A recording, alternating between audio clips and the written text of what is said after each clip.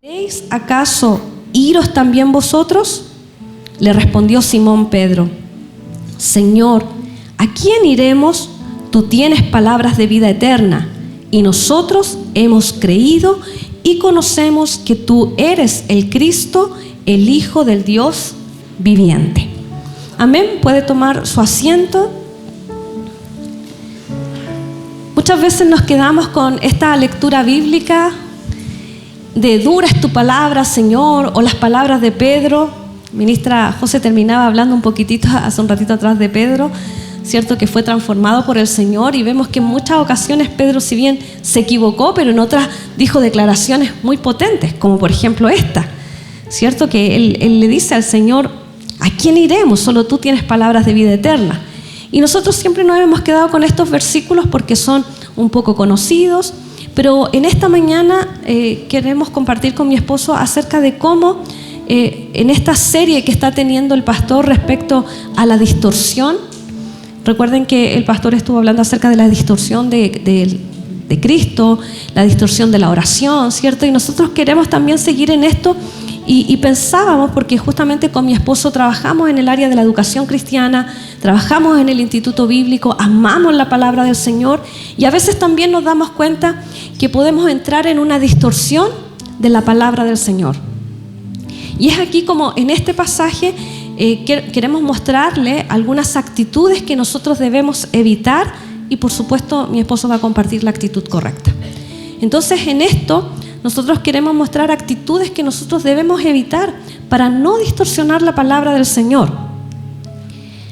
El propósito de Juan al escribir su libro, cuando nosotros miramos los libros de Mateo, Marcos y Lucas, a ellos se les llama evangelios sinópticos, porque van narrando casi las mismas historias o los mismos acontecimientos muy parecidos.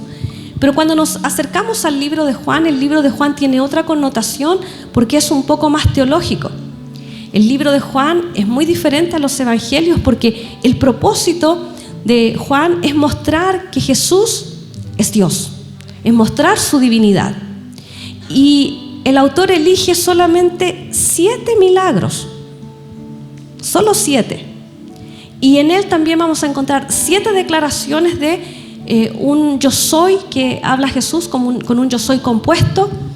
Él dice: yo soy la vid verdadera, yo soy la resurrección y la vida, yo soy el camino, la verdad y la vida, nadie ve al Padre. Entonces nos vamos a encontrar con varias frases de estas porque justamente Juan quiere mostrar que Jesús es Dios, su divinidad. Por eso el libro comienza muy distinto a los demás, hablándonos del verbo que fue hecho carne, que estaba en la eternidad, el Logos, la palabra fue hecha carne y habitó entre nosotros. Entonces, en este pasaje nosotros nos encontramos con la alimentación de los 5,000. Para nosotros poder comprender este pasaje que acabamos de leer, porque usted cuando comenzamos el versículo 60 dice: al oírlas. ¿Qué es eso, al oírlas? Entonces, para que nosotros podamos entender, tenemos que leer todos los versículos anteriores para entender a qué se está refiriendo con al oírlas. Y aquí vamos a mirar que antes de que Jesús pudiera dar este discurso, que tiene que ver mucho con el pan de vida, con el maná, ¿ya? Antes de dar este discurso, hubo un momento que se produjo el milagro de la alimentación de los 5,000. Entonces nosotros podemos ver que ellos estaban cansados. Jesús dice: ¿cómo se van a ir, cierto, de vuelta al camino? Puede que se desmayen. Entonces los discípulos están preocupados, pero dicen: ¿pero cómo les vamos a dar de comer a toda esta gente? ¿Cierto? Y Jesús, sabiendo lo que va a hacer, les pregunta: ¿qué hacemos? Le dice a los discípulos. Y Jesús le pregunta a Felipe: ¿de dónde compraremos pan para que coman todos esto? ¿Cómo lo hacemos? Entonces, sabiendo Jesús lo que iba a hacer, les hace igual esta interrogante, y ellos, sus discípulos, es interesante ver que ellos sacaron cuentas, sacaron cálculos, porque dijeron: a ver, ¿cuánto hay si se comieran un pan cada uno? No son chilenos, así que se van a comer uno, que los chilenos comemos mucho pan. ¿cierto? No alcanzaría, con el sueldo de alguien no alcanza para comprar tanto. Pero ¿saben qué? Ellos ya habían visto antes un milagro de Jesús. Y en esta ocasión ellos no actuaron en fe, no actuaron pensando en lo que Jesús podía hacer, sino que sobre las matemáticas, los cálculos, sobre lo natural. Porque ya habían visto que Jesús había convertido el agua en vino en las bodas de Caná. Y si el Señor podría haber hecho eso, ellos podrían haber tenido claramente la expectativa de que Jesús hiciera algo nuevamente, pero no así. Ellos sacaron estas cuentas, no actuaron en fe, sino que en los cálculos. Entonces Jesús hace este milagro, ¿cierto? Usted conoce la historia, pero para aquellos que no, para que podamos seguir esta lectura. Entonces aparece, ¿cierto?, un muchacho que tiene 5 panes y 2 peces, y el Señor toma esto que es tan poquito y dice que da gracias al Señor y comienza a decirle a sus discípulos: repartan. Y se produce el milagro donde cada uno de las personas va recibiendo su pancito, su pancito, su pancito, y dice que todos comieron. ¿Sí? Todos comieron. Y menciona que el número de los varones era de 5,000. Por lo tanto, el milagro es mayor porque no solo habían hombres, se supone que habían también mujeres y quizás niños. Entonces, sobraron incluso. Mira el versículo 12 de este capítulo 6, dice: y cuando se hubieron saciado, dijo a sus discípulos: recoged los pedazos que sobraron para que no se pierda nada. Es decir, comieron hasta quedar satisfechos. Y lo que sobraron pudieron recoger. Tenga en cuenta este milagro tan grande que el Señor hizo. Entonces podemos mirar que al anochecer Jesús se cambia de lugar, sus discípulos toman una barca y Jesús luego camina en el mar y se encuentra con ellos. Y al día siguiente la gente decía: ¿y dónde está Jesús? Todos buscando a Jesús, ¿dónde está? Tomaron las barcas y fueron al otro lado para ver a Jesús. Y aquí es donde yo quiero compartir, porque comienza este diálogo de Jesús con las personas, con discípulos, no solo los 12, sino que Jesús tenía más discípulos, de acuerdo a este mismo relato. Y vamos a ver algunas de las actitudes que nosotros debemos evitar. Mire, veamos el verso 25. Y hallándole al otro lado del mar, le dijeron: Rabí, o maestro, ¿cuándo llegaste acá? Respondió Jesús y les dijo: de cierto os digo que me buscáis, no porque habéis visto las señales, sino porque comisteis el pan y os saciasteis. Trabajad no por la comida que perece, sino por la comida que a vida eterna permanece, la cual el Hijo del Hombre os dará, porque a este señaló Dios el Padre. Miren cómo la gente y las personas estaban tan preocupadas de seguir a Jesús, pero ellos estaban siguiendo a Jesús no por las señales que estaban viendo de Él, para creer en Él, porque las señales tenían ese propósito de que creyeran en Jesús como el Cristo, sino porque habían sido saciados. Ellos no querían encontrarse precisamente con Cristo como el Hijo de Dios, sino porque, wow, con Él tengo lo que necesito, comidita. ¿Sí? Y aquí entonces podemos notar lo primero que en cuanto a esta distorsión, que nosotros podemos a veces acercarnos al Señor solamente para saciarnos. Y quiero explicárselo de esta manera, porque usted me puede decir: pero ¿cómo? ¿No tengo que acercarme al Señor para ser saciado?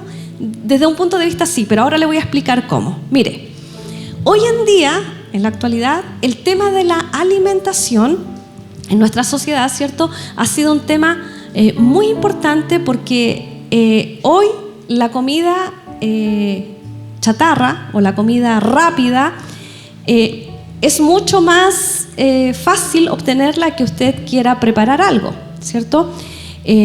La obesidad, inclusive en los niños, ha subido mucho, justamente porque a veces es más fácil darle a un niño una papa frita que uno darle una manzanita o darle algo saludable, ¿cierto? Dígame usted que no es rico comerse una pizza, un churrasco, un completo, ¿cierto? Aquí la hermana dice sí, porque es rico, pero uno sabe que eso no es saludable, ¿cierto? Pero uno recurre a eso, ¿por qué? Porque aparte de ser rápido, usted queda satisfecho. Porque cómase una ensalada César, lechuguita ahí, usted a veces ni ha pasado ni media hora, usted ya tiene hambre de nuevo. Pero si se come un completito como de este porte, ¿cierto? Aquí a la vuelta venden unos completos gigantes, y usted se compra uno de esos completitos, queda usted pero satisfecho, bien. Porque uno quiere de alguna manera quedar más bien satisfecho que alimentarse, ¿sí? Y en esto yo quiero que nosotros podamos pensar que muchas veces nosotros actuamos de la misma manera respecto a la palabra de Dios. Porque a veces en nosotros hay cierta necesidad y buscamos quizás palabras que nos sacien de manera incorrecta y no que sean palabras que nos edifiquen, que sean saludables. ¿Ya? A veces nosotros queremos esperar el sermón que nos tire para arriba, porque como nuestras emociones, a veces nos levantamos bajito, nos ha ido mal. Entonces a veces esperamos que haya un sermón que nos motive, que nos aliente, que nos tire para arriba, y a veces el sermón nos está desafiando a cambiar nuestra forma de ser. Y uno dice, no me gustó mucho este sermón, yo esperaba otra cosa. ¿Sí? Y ahí es cuando empezamos a desviarnos o a distorsionar la palabra del Señor, porque empezamos a seleccionar, de hecho, qué es lo que quiero escuchar y lo que no quiero escuchar. De hecho, usted está sentadito aquí y generalmente uno tiene por lo menos unos 40 minutos para predicar, y a veces cuando a usted ya la palabra no está gustándole o no le está como saciando lo que usted quiere, rápidamente nuestra mente se va. A ver si dejé la plancha desenchufada, ¿qué voy a cocinar? Van a hacer voy a ir al mall, y usted se desconecta. Nos desconectamos, me incluyo. Porque a veces justamente queremos cierta comida comer, aquella comida que puede saciarnos, porque estamos tristes, entonces quiero una palabra que me bendiga. Y compartíamos con esto con mi esposo porque yo no tengo nada en contra de los versículos bíblicos del día, ¿ya? No me vaya a malinterpretar, ¿ya? Pero si usted analiza, todos los versículos del día generalmente son: yo estoy contigo, yo te tomo de tu mano derecha, no temas, yo soy tu ayudador, Jehová es mi buen pastor, y palabras que son promesas, y está bien. Pero pocas veces encontramos en el versículo del día que dice: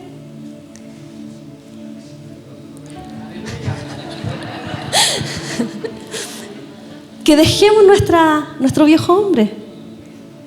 Pocas veces encontramos un versículo del día que diga: airaos, pero no pequéis. Y eso nos llega porque generalmente nos airamos rapidito.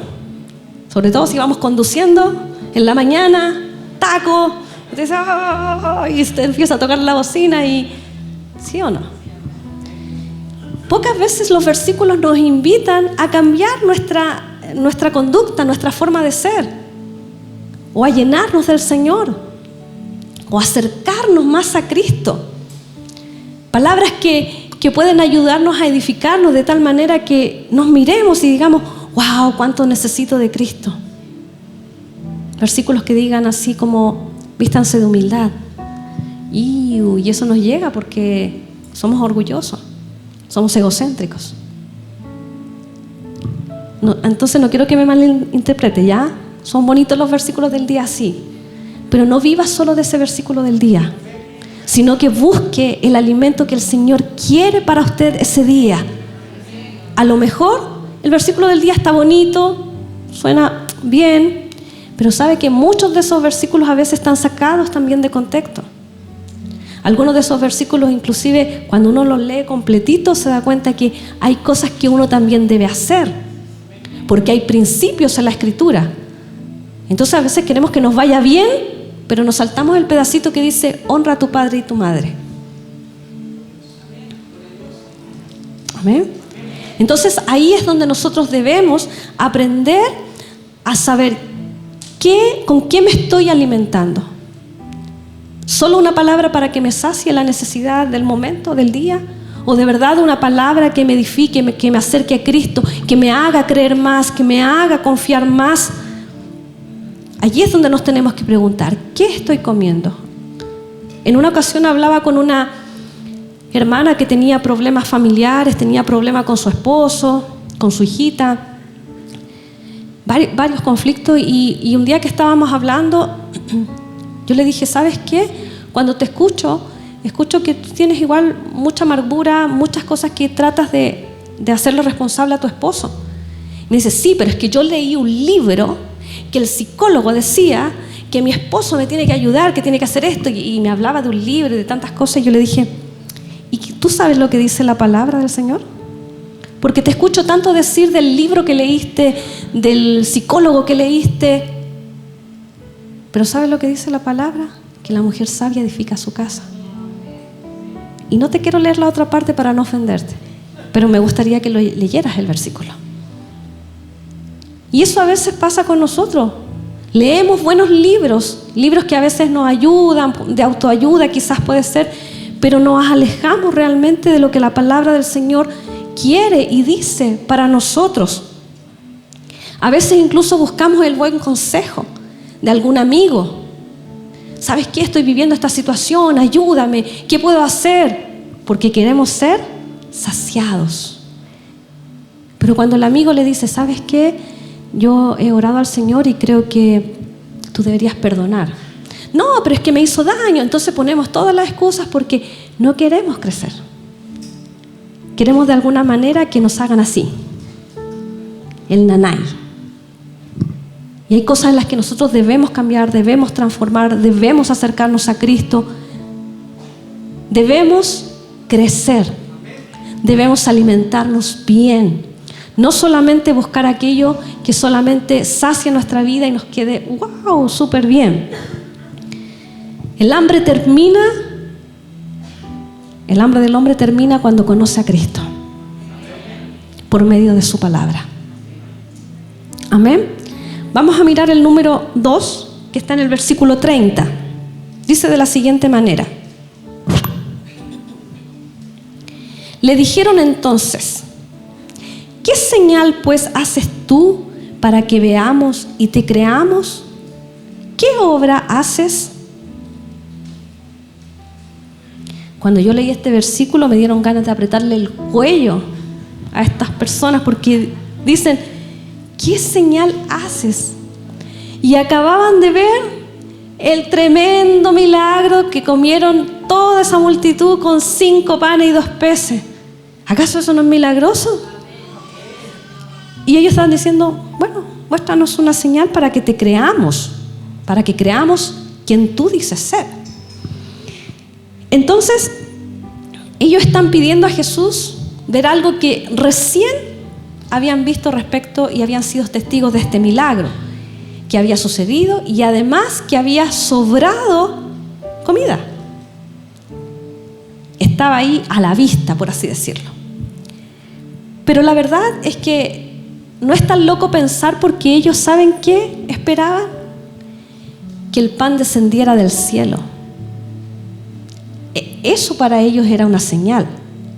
Porque ellos lo que trataban de ver es que si bien Jesús había hecho un milagro, pero era con un pan terrenal, es decir, esto es terrenal y lo multiplicó y todo es terrenal. Entonces, como que no había mayor milagro. Entonces, ¿ellos qué estaban esperando? Que el pan cayera del cielo, porque después, fíjese, el verso 31 dice, nuestros padres comieron el maná en el desierto, como está escrito, pan del cielo les dio a comer. Verso 32, y Jesús les dijo, de cierto os digo, no os dio Moisés el pan del cielo, mas mi Padre os da el verdadero pan del cielo. Porque el pan de Dios es aquel que descendió del cielo y da vida al mundo. Y le dijeron, Señor, danos siempre este pan. Jesús le dijo, yo soy el pan de vida. el que a mí viene nunca tendrá hambre, y el que en mí cree no tendrá sed jamás. Pero ellos no estaban entendiendo. El relato es más largo, mi esposito va ahí a continuar con todo lo que significa esta conversación que están teniendo. Pero yo quiero en este sentido mostrarles que a veces nosotros también distorsionamos la palabra del Señor cuando nosotros a veces pedimos una señal al Señor. Mire, y yo cuando pensaba en esto de las señales, rápidamente me acordé en el Antiguo Testamento. ¿Se acuerdan de Gedeón? Ah, ya, pensé que estaba sola. Pero los que no, a lo mejor no saben, Gedeón estaba ahí escondido, trillando, ¿cierto? Y el ángel se aparece y le dice: oh, Gedeón, valiente, esforzado. Y él estaba escondido de los madianitas, porque los madianitas, que era otra nación, iban, les robaban todo lo que tenían, la comida y todo. Y él estaba escondido, por supuesto, haciendo todo esto para que no le robaran. Y cuando el ángel se presenta, le dice que es un varón esforzado y que el Señor lo estaba escogiendo como juez en Israel para que libertara a su pueblo. Y Gedeón como que no la cree mucho, aun cuando él derriba un altar de su papá, y él dice: a ver, quiero comprobar que si realmente el Señor me eligió, entonces voy a poner un vellón, un pedacito de piel, ¿cierto? Un vellón de lanita, y lo voy a poner afuera. Y ahí lo voy a poner afuerita. Voy a poner aquí mejor para que se vea. Lo voy a poner ahí y voy a esperar que esto esté seco y todo lo de alrededor esté mojado. Si es así, el Señor está conmigo. Y cuando se levanta el otro día, todos mojado alrededor y el vellón seco, y dice: wow, sí, pero no, voy a pedir otra señal, que ahora el vellón esté mojadito y alrededor esté seco. Al revés. Y cuando se levanta el otro día, el vellón estaba mojadito y todo lo demás seco. Y él tuvo que pedir esas dos señales para de verdad creer que el Señor le estaba enviando como juez de Israel. Eso está en Jueces capítulo 6, del verso 36 al 40, aquellos hermanos que anotan para que me crean y lean después esa parte. Y ¿sabe qué? Yo cuando miraba eso decía: ¿cuántas veces nosotros también nos hemos comportado de esa manera, pidiéndole señales al Señor? Hemos visto cosas tan grandes, tan maravillosas de nuestro Dios, y a veces seguimos pidiéndole señales. Y ahí es cuando nosotros distorsionamos la palabra, porque en ella nosotros tenemos tantas promesas. En ella tenemos una verdad que nos habla y nos posiciona de que somos sus hijos. Y ustedes a veces están diciendo: Señor, dame una señal que soy tu hijo. Una señal nomás, a ver que el metro venga desocupado.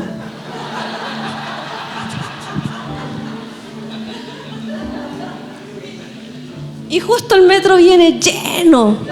Y usted dice: yo sabía que no soy tu hijo, Señor. Tenemos tanta revelación de Dios, de quiénes somos, de lo que el Señor quiere, del propósito de Dios en nuestras vidas. Y a veces de verdad estamos diciendo: Señor, ¿cuál será tu propósito? Señor, dame una señal. Señor, quiero una señal de saber si me caso con esta niña o no. Señor, llevo 20 años casado, pero ¿será tu voluntad esta mujer que tú me diste? ¿Ya? Lo hago para que usted se relaje, ¿ya? Y tome la palabra ahí con ganas, ¿sí? Porque a veces nos comportamos así, pidiéndole al Señor señales. Y ahí es cuando nosotros distorsionamos la palabra del Señor, porque ella nos dice quiénes somos en Cristo. En Cristo somos más que vencedores. Y vivimos derrotados. Y vivimos ahí apagaditos, diciéndole: Señor, ¿qué pasa con esta enfermedad? Señor, esta enfermedad me está ganando. Señor, dame una señal, que el doctor, no sé, me sonría. No sé, que el doctor me regale la muestra gratis porque no tengo cómo comprarla. Señor, una señal de tu provisión. Una vez una amiga me contaba que ella decía, Señor, yo quiero que tú me proveas. Y ella se fue así caminando, Señor, quiero que tú me proveas, pero dame una señal para encontrar un billetito en el suelo. Y ella caminaba y yo le decía, pero ¿cómo? Si el Señor te puede proveer de tantas formas. Pero decía, pero yo quiero una señal, aunque sea 1,000 pesos que me encuentre.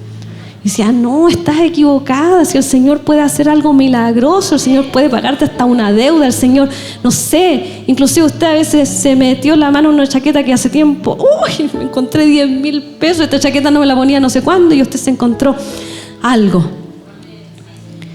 Pero siempre andamos buscando que esa señal, la señal, lo milagroso. Queremos a veces que, no sé, que el cielo se nos abra y aparezca el ángel y que nos diga algo. Cuando su palabra ya nos dice lo que Él quiere que hagamos, lo que Él quiere que dejemos de hacer. A veces tenemos amistades que no nos convienen. A veces tenemos relaciones que no nos convienen. Y en eso estamos esperándole una señal. Una señal. Cuando la palabra dice, no os unáis en yugo desigual. ¿Qué relación tiene la luz con las tinieblas? Y usted todavía está entrampado en esa relación y usted está ahí esperando la señal cuando todo está claro en su palabra. Muchas veces queremos saber la voluntad del Señor y lo menos que hacemos es leer la Escritura. Lo que menos a veces hacemos es estudiar la palabra del Señor respecto a ese tema y qué el Señor espera de nosotros. Por lo tanto, cada vez que usted se encuentre diciéndole, Señor, dame una señal, recuerde esta palabra y diga, no voy a distorsionar la palabra. Él me ha hecho su hija. En su palabra dice que Jehová es mi sanador y me voy a parar en esa verdad de su palabra. Me voy a parar en esa verdad, no importa lo que el médico a lo mejor diga, no importa los diagnósticos, no importa, porque tengo un Dios poderoso, porque tengo un Dios de lo imposible. No necesito señales. Su palabra lo dice y eso es lo que creo. Si Él lo dijo, Él lo hará. Amén. Y bueno, mi esposito va a continuar con los otros puntos y quiero mencionarles algo importante para ir concluyendo. Cuando Jesús se encuentra con la samaritana en el capítulo 4 de este mismo libro, Jesús se encuentra con la samaritana y ahí hablaban del agua, ¿se acuerdan? Que la samaritana le dice, ¿cómo tú vas a sacar agua? Y él le dice, no, el agua que yo tengo es mejor que la tuya, ¿cierto? Y ella le dice, dame de beber de esa agua para que sea saciada. Y ahora en este capítulo 6 nos encontramos con otro elemento vital. No solo el agua, sino que aquí el pan de vida. Jesús dijo, yo soy el pan, no cualquier pan, no el pan que se comieron, se saciaron y listo. No, yo soy el pan de vida, dice Él, y el que a mí viene nunca tendrá hambre, porque de verdad en Él somos saciados de manera completa. Y el que en mí cree no tendrá sed jamás. Cristo es lo vital para nuestra vida. Y su palabra es quien nos revela a Cristo. Nos revela su voluntad. Cuando tuve a mi bebé, él nació de 34 semanas, por lo tanto era prematuro, y él se cansaba al mamar. Entonces la matrona me decía, acóplelo ahí al pecho, póngalo para que él tome pechito, porque la leche materna es lo mejor y todo el discurso. Y yo sí, y la guagua nada, no se acoplaba al pecho, la guagua no quería nada, mi Joselito ahí flojito, porque aparte de cansarse no le salía casi nada. Entonces, ¿qué tenían que hacer? Venir y traerle un rellenito, y el rellenito lo tomaba súper bien y listo. En menos de 2 minutos el rellenito estaba listo. Entonces la matrona me dice, Marcela, tienes que intentar anímate. Y yo decía, sí, yo trato, pero es que el bebé no podía porque se cansaba y le costaba. Y ella me dice, ¿sabes lo que pasa? Es que cuando tú le das pecho, para él es como una lechuguita. Pero cuando le damos el relleno, para él es como una parrillada. Entonces dime tú, ¿con cuál va a quedar más saciado? Con el rellenito. Pero tú tienes que hacer que él coma lechuguita. Entonces yo le dije, sí, es fácil decirlo, pero no pasaba nada con él. Porque para él como bebé, ¿qué era más fácil? El rellenito, no hacer su esfuerzo, no cansarse. Es más, tenía pezoneras que me ponía y él se quedaba ahí esperando que cayera como la gotita. Así de flojito. ¿Por qué? Porque él sabía que después de llorar yo le iba a poner igual el rellenito. Porque siempre el rellenito es lo más fácil. Siempre eso va a ser lo más fácil. Y por eso yo cuando pensaba eso anoche lo miraba a mi bebé, porque ahora se come todo, ya tiene más de 1 año, y pensaba en cómo nosotros, el apóstol Pedro dice, desead como niños recién nacidos la leche espiritual no adulterada, para que por ella crezcáis para salvación. Que ese sea nuestro sentir de poder desear la palabra del Señor. Pero dice una leche espiritual no adulterada. No el rellenito, porque eso es lo fácil, sino el buscar al Señor por medio de su palabra, el dedicar tiempos. No se quede solo con el versículo del día que nos manda Your Version, ¿cierto? ¿No salió? No se conforme con eso. No se conforme tampoco con el versículo que nos regala un hermano, sino que podamos de verdad saciarnos por medio de su palabra y que aunque sea dura, porque como veíamos en el pasaje, algunos al escuchar esto dijeron, dura es tu palabra. Pero eso puede no solo saciarnos, sino hacernos crecer. ¿Qué es lo que Dios espera de cada uno de nosotros? Que crezcamos a la altura de la plenitud de Cristo. Amén. ¿Les parece si oramos al Señor?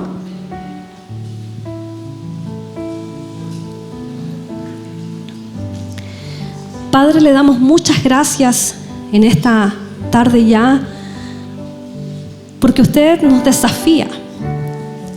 A veces es tan fácil buscar un versículo que nos acomode. A veces es tan fácil buscar una palabra que solo sacie una necesidad, pero que no nos haga crecer. Ayúdanos, Señor, a que podamos buscar lo correcto, que no distorsionemos tu palabra y que ella sea el fundamento de nuestra vida cada día. Señor, que por medio de ella nosotros podamos alimentarnos, nutrirnos para que crezcamos. Señor, ayúdanos, Señor, a no estar pidiendo señales que muchas veces pueden coincidir, o puertas que se abren de las cuales tú no quieres que nosotros entremos, sino más bien que podamos funcionar, vivir, creer en las palabras que ya han sido reveladas para nosotros. Trae sobre cada uno de nosotros luz, entendimiento de estas palabras que son soltadas en cada uno de los servicios, que podamos alimentarnos de manera completa con cada una de las palabras. Señor, y oro para que usted pueda bendecir a mis hermanos, que en este día se vayan bendecidos con esta palabra, que Señor, si hemos sido desafiados porque quizás hemos hecho algo mal, Señor, te pedimos perdón. Te pedimos perdón porque muchas veces te ofendemos al pedirte quizás cosas que queremos que tú hagas por nosotros. Te pedimos perdón, Señor, por eso, y ayúdanos a vivir una vida como usted quiere de cada uno de nosotros. En el nombre de Jesús.